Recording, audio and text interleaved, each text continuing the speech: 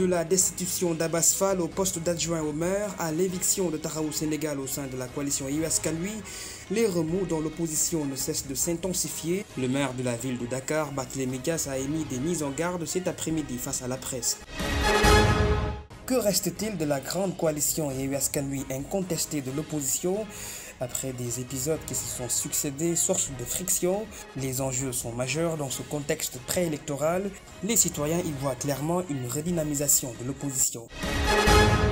C'est officiel, Ousmane Sonko, chef de l'ex-parti PASTEF, est radié sur l'ensemble des listes électorales. Sa condamnation sur l'affaire de viol qui l'opposait à Adji Sarr, conformément à l'article L29 du code électoral, conclut sur son inéligibilité.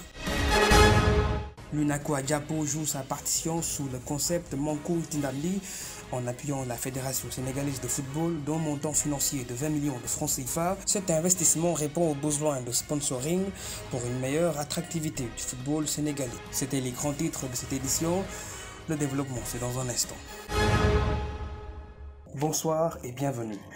L'effet immédiat s'est appliqué sur le tête de liste et chef du parti Les Patriotes Africains du Sénégal pour le travail, l'éthique et la fraternité, Ousmane Sonko. Conformément aux dispositions du code électoral en son article L29, ce dernier a été définitivement radié des listes électorales eu égard à ce facteur réduisant. Sa condamnation du 1er juin 2023 pour corruption de la jeunesse sur la victime Adji Sarr, l'ex-masseuse du salon Sweet Beauty. Dans ce dudit article qui vise cette décision de justice s'agissant d'un candidat, l'éligibilité s'impose d'office, je cite, « Ne doivent pas être inscrits sur la liste électorale les individus condamnés pour crime, ceux condamnés à plus de 3 mois d'emprisonnement d'une durée supérieure à 6 mois avec sursis, pour un délit autre que ceux énumérés au deuxième ci-dessus, sous réserve des dispositions L28, ceux qui sont en état de contumace. » Fin de citation. La dernière condamnation d'Ousmane Sonko le 31 juillet passé pour diffusion de fausses nouvelles et complot contre l'État qui viennent se greffer sur les 6 autres chefs d'inculpation. Des récents événements de 2021 à 2023 a entraîné la dissolution définitive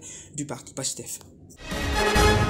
Je l'évoquais dans les grands titres. dégg ñoom ci seen dégg-dégg mooy ñun suñu bureau municipal boobu respecté wul la parité parce que man maay maire te premier adjoint bi tamit góor la woon. ñoom lu ñu jàppoon mooy man su ma nekkee góor kuy topp ci man dafa doon jigéen. Donc loolu la ñu jot a def tey en présence du préfet de Dakar di gërëm ñëpp di sant ñëpp. lu ci bees rek mooy dañuy am mbégte parce que lu ñu bëggoon ba ñuy njëkk a installé bureau municipal mooy coalition yi fi nekk te wax dëgg yàlla am solo parce que askanu Dakar tamit leen fal nii nu ñu fale tamit askan nu ñu fale tamit coalition Yewwi Askan Wi noonu lañ leen fale ñoom tamit. coalition bu ci ëpp solo mooy coalition Benno Bokk Yaakaar parce que ñoom ci conseil municipal bi daanaka 100 conseillers la ñu nekk ci conseil bi ñoom ñooy suñ ko defee ñetti xaaj ñoom ñooy benn xaaj bi ñoom ñëpp ñoom waa Benno ñoom ils font à peu près 32 ba 33 conseillers. Donc première fois ba ñuy installé bureau municipal ñoom dañu lankoon bañ ne dañu dugg donc bii yoon ñu nangu tamit. La cassure des ambitions au sein de la coalition Yewwi Askan Wi était pressentie par plusieurs observateurs. Ils prônent un idéal pour la prochaine élection présidentielle, celui de la grande coalition de l'opposition unifiée par l'image de Yewwi Askan Wi d'antan. Reportage Emmanuel Sarr et Astou Baldé. Tout d'abord, cette expulsion est normale, pour moi elle est normale. Parce que dans chaque coalition ou dans chaque relation humaine, que ce soit religieuse, familiale et autres, tout ça est régi par des règles, quoi. S'ils respectaient, je pense bien, s'ils respectaient les règles, il n'y aurait pas eu d'expulsion. Je suis d'avis pour cette expulsion. Khalifa Sall et Barthélémy Dias devraient penser à s'unir pour soutenir Ousmane Sonko. La manière de faire de Khalifa Sall se justifie du fait que son éligibilité et celle de Karim Wade dépend du président Macky Sall. À mon avis, c'est pour cela qu'il s'était rendu au dialogue passé. Donc, je pense que tout ça, c'est normal pour eux parce que ce sont des politiciens et ils sont professionnels. Ils ont juste utilisé Yewwi pour leur propre intérêt. Je pense que Barthélémy, lui, il a utilisé Sonko, Yewwi, juste pour mairie de Dakar. De même que Khalifa, c'est juste pour refaire face, quoi. Utiliser Sonko, Yewwi, juste pour la mairie de Dakar. De même que Khalifa, c'est juste pour refaire face, quoi. Cette division ne devrait pas être, puisque Khalifa Sall faisait partie des membres fondateurs de Yewwi Askan Wi et s'était battu pour ce camp. Avec ce rythme, je ne pense pas qu'ils puissent faire grandes choses, mais une fois unis, ils pourront atteindre les objectifs. Bon, Yewwi a un avenir, parce que Yewwi, tu vois, Yewwi a le soutien du peuple. Yewwi, ce n'est pas Ousmane Sonko seulement, il y a des autres qui sont là-bas, les Déthié Fall et autres. Et ils ont le soutien du peuple. Et je pense que le peuple est plus fort que quoi que ce soit, quoi. La rupture définitive entre Yewwi Askan Wi et Taxawu Sénégal est présentement sans doute actée. Le communiqué de la coalition l'illustre clairement par les facteurs de la trahison et de complot avec Benno Bokk Yakaar. Quel lendemain se dessine suite à cet éclatement de cet accord politique dans ce contexte préélectoral de la présidentielle en approche? Explication Ibrahim Moussa. La rupture est définitivement consommée entre Taxawu Sénégal de Khalifa Sall et ses ex-alliés de la coalition Yewwi Askan Wi. L'ex-maire de la ville de Dakar perd définitivement son leadership au sein de cette grande coalition de l'opposition sénégalaise dont il était un des piliers et acteur clé des excellents résultats lors des élections locales pour une cohabitation réussie à l'Assemblée nationale. Toutefois, la participation de l'ancien maire de Dakar au dialogue national initié par le chef de l'État Macky Sall avait provoqué un tollé au sein de la coalition Yewwi Askan Wi, qualifié pour certains de trahison de la charte de Yewwi Askan Wi. Pour le chef de file du parti, les patriotes africains du Sénégal, pour le travail, l'éthique et la fraternité. Pastef de Ousmane Sonko, par ailleurs maire de Ziguinchor, dont son éligibilité à l'élection présidentielle de février 2024 est menacée, était persuadé que ce dialogue n'était qu'une manœuvre visant à l'écarter définitivement du jeu politique. Dès lors, les choses se précisent de plus en plus, car le parti Pastef créé en 2014 est dissous par le ministre de l'Intérieur Antoine Félix Diome, symbole de recul démocratique selon certains observateurs. La fin de compagnonnage entre Yewwi Askan Wi et le mouvement Taxawu Sénégal est actée hier après une présumée éviction de Abass Fall de Pastef de son poste de premier adjoint au maire de la ville de Dakar en remplacement de Ngoné Mbengue de Taxawu Sénégal de Khalifa Sall. La réplique de la coalition Yewwi Askan Wi ne s'est pas tardée à travers un communiqué expulsant le mouvement Taxawu Sénégal de la dite coalition. Yewwi Askan Wi justifie sa décision par les actes posés par Khalifa Sall à l'encontre de la charte de la coalition, avec notamment la participation au dialogue national de Khalifa Sall qu'il considère comme une violation de leur charte. Les attaques contre les cadres ou des membres de la coalition Yewwi Askan Wi. La coalition Yewwi Askan Wi, à travers un communiqué publié hier, prend le peuple sénégalais à témoin sur la fin de son compagnonnage avec Taxawu Sénégal et exprime une trahison de Taxawu Sénégal qui manifeste son alliance avec Benno Bokk Yakaar. L'enjeu est simple, l'élection présidentielle de février 2024, qui sera candidat ou pas, qui sera le 5e président du Sénégal et il sera issu de quelle coalition? Seul l'avenir nous en édifiera. Les travailleurs des collectivités territoriales battent le macadam. Le mutisme de l'État ont-ils justifié leur situation de précarité? Cette fois-ci, 96 heures de grève est le délai imparti pour faire respecter le protocole d'accord avec l'État. L'un des points revendicatifs relatifs à leur droit d'une légitimité absolue est le paiement des salaires. Son processus était endigué suite à des menaces à l'encontre des maires de le suspendre car perçu comme un remboursement de trop sur salaire. L'augmentation des salaires constitue la demande prioritaire pour l'amélioration des conditions de travail des agents des collectivités. L'intersyndicale ne compte pas abdiquer sur ces dates déterminantes, signe de blocus allant du mardi 15 au 18 août. Durant ces jours sont prévues des mobilisations, des assemblées générales sectorielles et une marche nationale. Ces 96 heures de grève décrétées seront renouvelables jusqu'à satisfaction totale des revendications par l'État.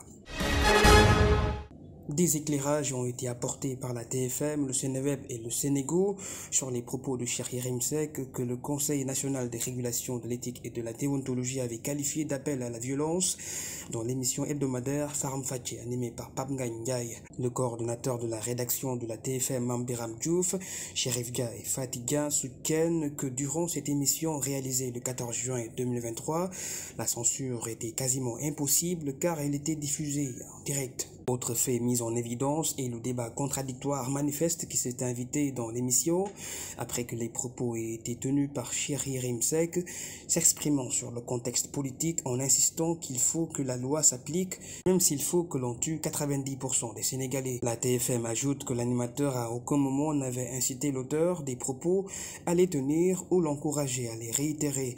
Ces justificatifs ont convaincu finalement le CORED qui retient la bonne foi de la TFM. Pour Seneweb, par son responsable de la rédaction, Cheikh Ndiaye, le relais de l'émission était évident car les propos de Cheikh Yérim Seck suscitaient de vives polémiques au sein de la rédaction. Ne tenant pas compte du respect des directives, le CORED lui a adressé un avertissement. Quant au site en ligne, le Sénégo s'intéressait qu'au caractère informationnel vis-à-vis de son lectorat.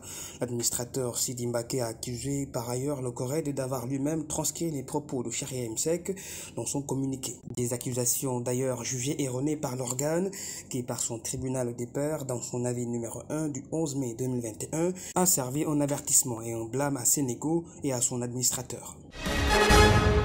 Un corps sans vie gisait dans la plage de Malibu plongeant Golf et Guédiawaye dans la consternation. Le défunt est un homme qui serait un quinquagénaire. D'après le journal Les Échos, les examens primaires visuels n'ont révélé aucune trace de violence physique ni de blessure. La dépouille a été acheminée par la suite à la morgue en attendant que l'identification soit définitive par les éléments probants que relèveront les enquêtes de la police. Ce mois d'août enregistre plus de 300 migrants de retour au Sénégal, un chiffre qui sera complété par l'arrivée prévue ce jeudi de 287 candidats à l'immigration clandestine qui étaient dans des camps de rétention à Dakhla. Le ministre des Sénégalais de l'Extérieur, Annette Seck Ndiaye, rassure sur le bon déroulement de la stratégie nationale de lutte contre l'immigration irrégulière qui a été élaborée depuis 2017.